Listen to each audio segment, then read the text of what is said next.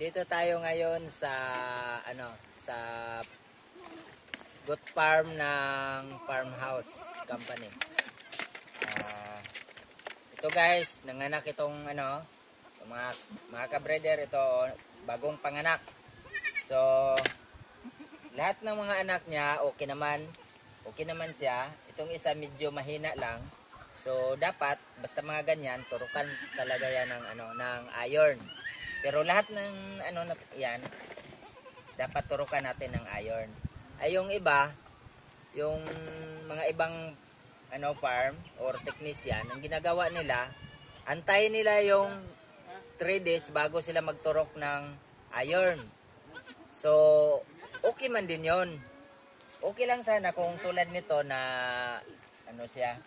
healthy siya, walang problema, tatayo ka agad. Paano yung mga ganito na mahina?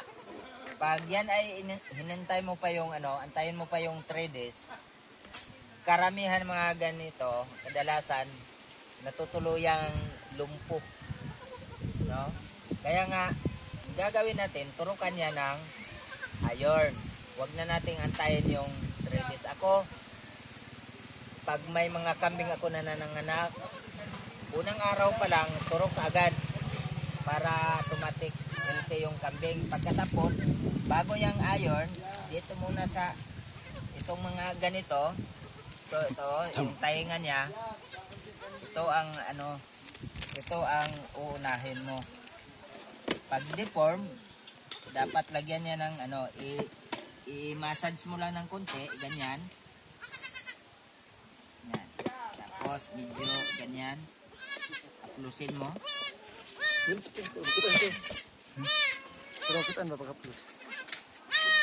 Para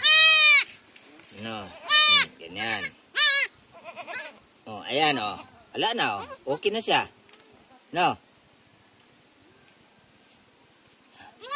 Kung hindi sana nadala yun ng paghihilot, ganito sana ang mangyari. Lagyan sana ng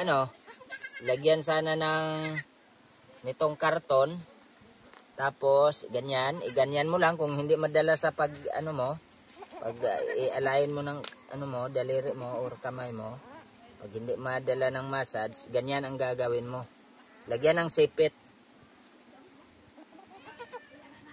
Antayin matanggal, or kung halimbawa hindi pa matanggal sa loob ng mga 2 oras, pwede mo na yan tanggalin. Hindi na yan magbalik sa pagka-deform. Pero ang nangyari tuloy na nadala sa ko lang. Basta wag lang yung hila ng ganyan. Kung di ganyanin mo, ganyan. Parang iganyan mo ba? Para automatic hindi na siya mabalik pagka-deform. Ayan okay na siya. So ang susunod na gagawin nito, yung iron. Turukan ng iron para madali siya Ito. Nasa bag. Nasa gamay. Madali lang siya makabangon. Iron. Pangtanggal din ito ng stress. Itong ginagawa ko. Madali makarecover yung kambing nyo pag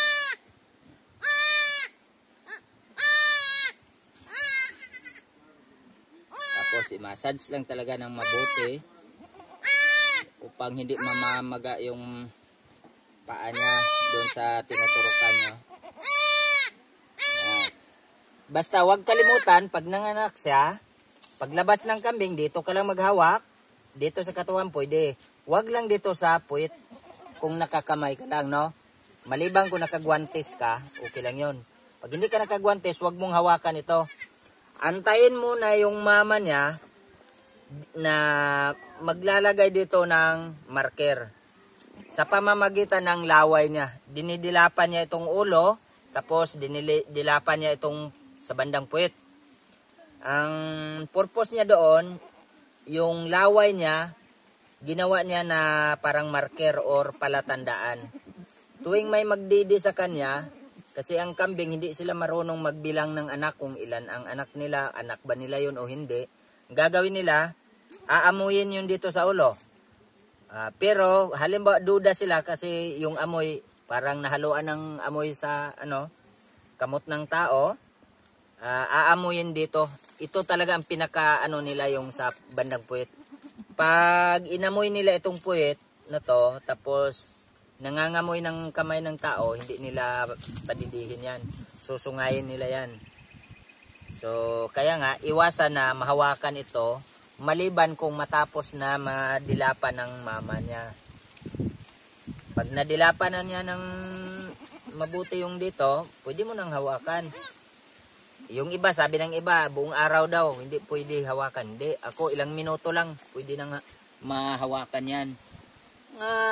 Basta madilapan lang yan, parts na, tulad yan, nadilapan na, pwede na yan magalaw.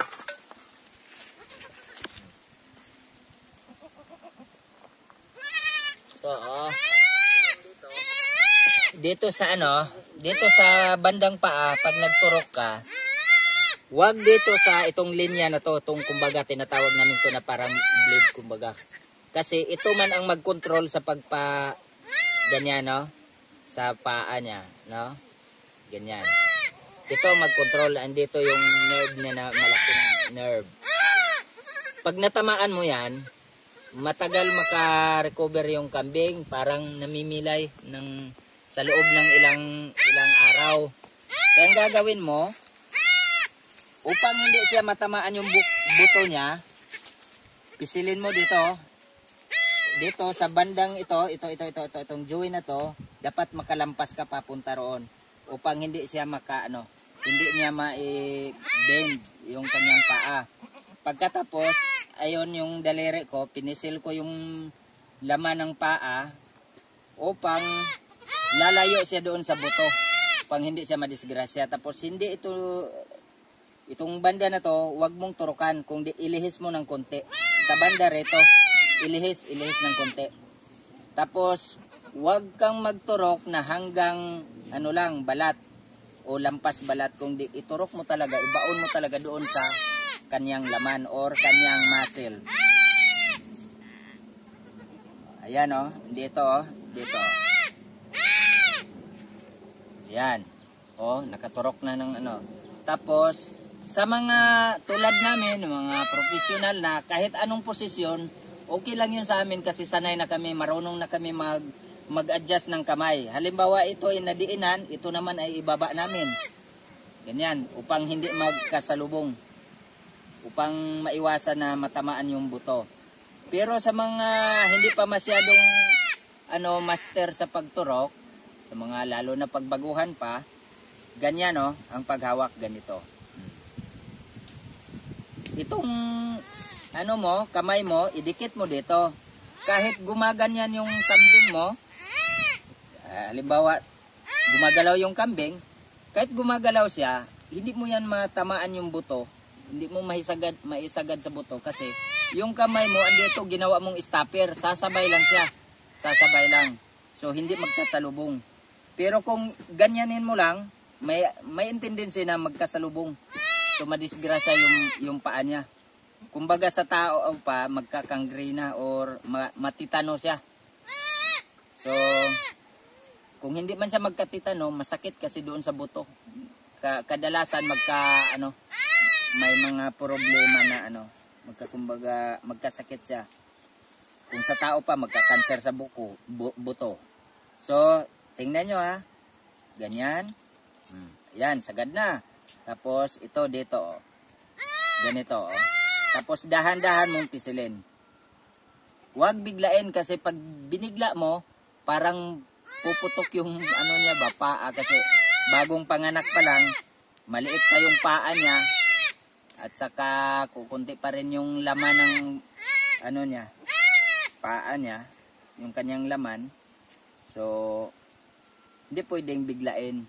Dahan-dahan lang. Pagkatapos, bunutin mo, tapos i-massage ulit.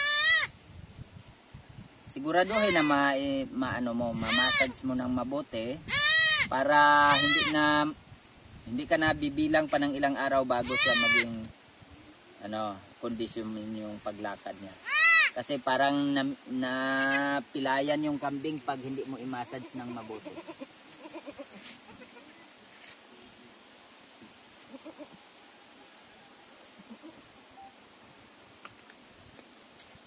Yun lang. No?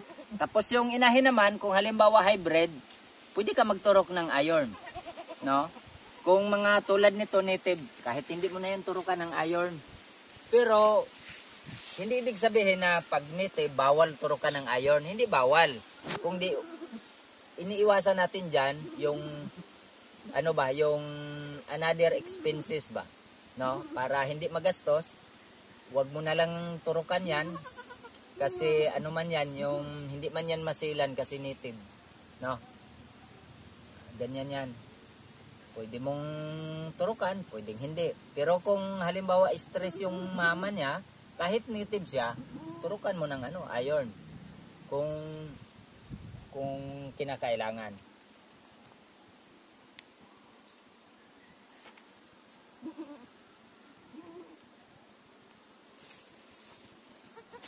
Okay, yun lang. Happy good farming sa lahat. Ayan, ilang minuto lang mula nung tinurukan natin ng iron. Ayun, nakatayo na. Kanina parang lumpo. Ayan. Ganyan ang diskarte. Ay yung iba, antayin pa nila yung 3 days.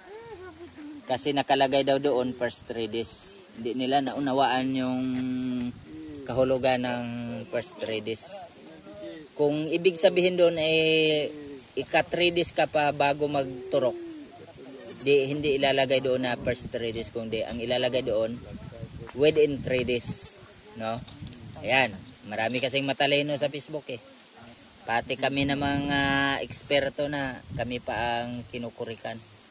Kami pa ang pinupuna. No? Siguro nakapag-seminar lang ng 1 beses o 2 beses, magagaling na din. Grabe mag-comment, kaya pag may nagpaturo sa akin sa Facebook, nagtatanong kung anong magandang gawin sa mga kambing nila na nagkasakit, hindi ako nag-comment doon. No comment ako. Sinasabihan ko na lang na i-PM kita or i-PM mo ako. Doon na lang ko sa messenger nagtuturo kung ano yung magandang gawin or ano yung gamot na dapat ibigay. At saka nag-tutorial din ako doon sa pamamagitan ng messenger. Sa totoo lang, hindi lang taga Mindanao yung mga tinuruan ko doon. Karamihan mga taga Luzon at saka mga foreigner. Dami kong tinuruan ng mga taga Thailand, Vietnam, anong tawag nito, Cambodia, Indonesia, South Africa. Ganyan tayo, kaya makikita nyo yung messenger ko kahit gabi na naka-live pa ako. Kasi nagtuturo ako. Hindi lang mga Pilipino yung tinuturoan ko, mga foreigner karamihan. Kaya nga ubos-ubos yung English ko. Nosebleed palagi. Sa bagay yung mga ibang country na tinuturoan ko, hindi man rin marunong mag-English. Mga Thailander, mga Indonesian, mga Vietnamese at saka itong Cambodian. Yung magaling lang doon yung mga African. Pero hindi naman yan mahirap kasi tayo mga Pilipino, kahit hindi tayo makapagtapos ng elementary, yung grade 3 nga natin, grade 2, grade 3, marunong na mag-English dahil Pilipino. Ganyan ang mga Pilipino. Madaling matuto. Kaya nga hindi ako nahirapan mag-tutor doon. Pangalawa, yung number, maintindihan nila yun eh. Number of ml. Saka sa gamot, isend ko man kasi yung mga yung lalagyan ng gamot, nakabotelya or nakakarton, yun ang i-recommend ko sa kanila. Ihingi lang ako sa kanila ng picture ng kambing nila, i-analyze ko, at automatic ituturo ko sa kanila kung anong gagawin nila at anong medisina ang dapat. Or kung kailangan ng herbal, yun, tinuturo ko yung mga sikreto ko ng herbal na mga pamaraan. Kasi ang kambing, pag hindi mo ginamitan ng mga antibacterial, kung yung mga na medisina, kung yung ginagamit mo na antibacterial ay herbal, masarap ang karne niya at saka yung gatas niya. At saka safe sa tao. Ayun lang mga ka-breeder. Happy good farming sa lahat.